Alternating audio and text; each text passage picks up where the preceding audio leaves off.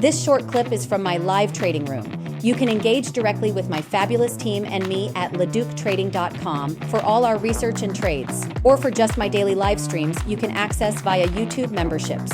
All links are in the description. On the oil, you probably already know that I am bearish the oil complex since April of last year into the $60 to $40 range for crude. So if Rick Rule is bullish, and I know a lot of people who are, lots and lots and lots and lots and lots of people are for varying reasons. Some it's supply, some it's demand, some it's an inflation proxy, which was a really big thesis of mine back in 2022. And I wrote about it in March of 2021, right here, big time, very, very, very bullish energy from November 2020. And then I did a big piece in March of 2021. And I made actually a prediction. And I said, if it gets to 65, it'll double within a year. And it just so happened that crude doubled to 130 right here when Russia invaded Ukraine. So my thesis back then in March of 2021, no kidding, there's a big piece that I did, was that this would be the proxy of how hedge funds and others would basically manifest their inflation trade. So energy, oil moving higher, all of that long diatribe of macro and fundamental, et cetera, wasn't about supply, wasn't about demand. No, it was all about basically money rotation into the energy sector of size and out of NASDAQ. And then in 2022, what do we have? A massive pullback in NASDAQ. So they rotated into the oil complex, and all of the E&Ps and everything that had to do with margins and all that stuff did really, really well.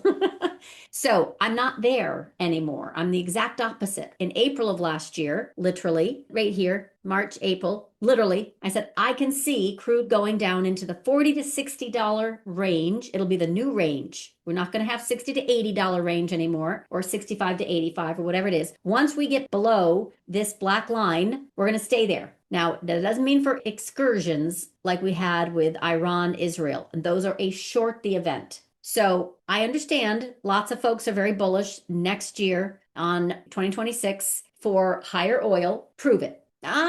Supply issues, the falling global oil demand, but nobody wants to believe that. Jeffrey has been so early and so right about this. And if we get and stay above 65, I will reconsider. If the economy globally is doing gangbusters, I will consider. War, of course, I will consider. But for right now, I don't see it. So I'd have to hear what his play is on the oil complex. And I think probably he's just made so much money on gold and silver miners. And that was absolutely, by the way, a double bet that of mine as well back in March of last year. Remember, I did a big long thing in April and basically said they've got a huge headwind removed, which is higher energy costs. So now it's a tailwind. 40% of miners' operating budget is the cost of energy. So it's falling. It's huge. And then they've got the double advantage of the underlying price is moving much, much higher on macro concerns in China, settling trade in gold outside of the US dollar and treasuries, outside of US treasuries and outside of US oil, the petrodollar. So it's perfect. It's perfect for miners. It's fundamentally their greatest years are right here, right now, and investors are underinvested. And so that money rotation is also going to make it phenomenal. I don't know if we're going to have that same transition for oil. I don't see it. So what Jeffrey sees, and he's been expressing, is that the age of expensive fossil fuels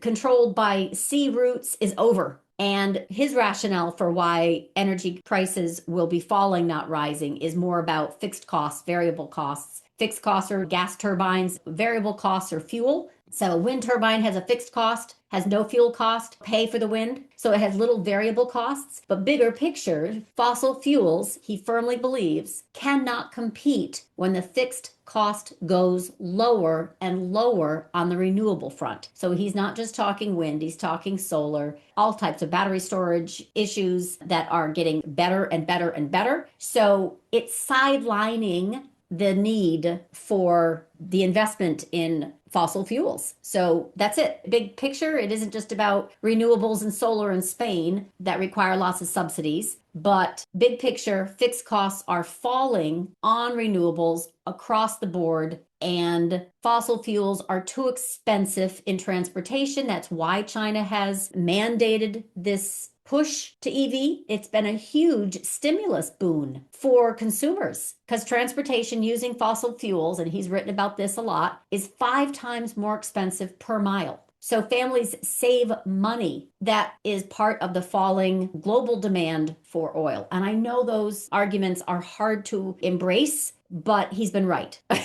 And power generation, all of that, it's just way lower. Nat gas, coal. China diesel demand has dropped. They're now doing EV trucks. The economy is not falling there. They have a stimulus by not using diesel trucks because of the cost. That's permanently displaced. They're not going to be transitioning back to diesel trucks. So why is oil price going to move higher? With falling global oil demand, India is importing EV now, hand over fist. South America, Canada even. There's going to be, I think, an argument against higher oil prices moving forward. And it's not just because they're dirty in Europe to use fossil fuels, but because they're not competitive. And that's actually not good for Russia. It's not good for Iran. It's not good for Venezuela. So there's more incentive, I think, to stay short the oil industry than long. Join Club today to engage with Samantha and her team of 10 experts. Scan this QR code or click the link in the description.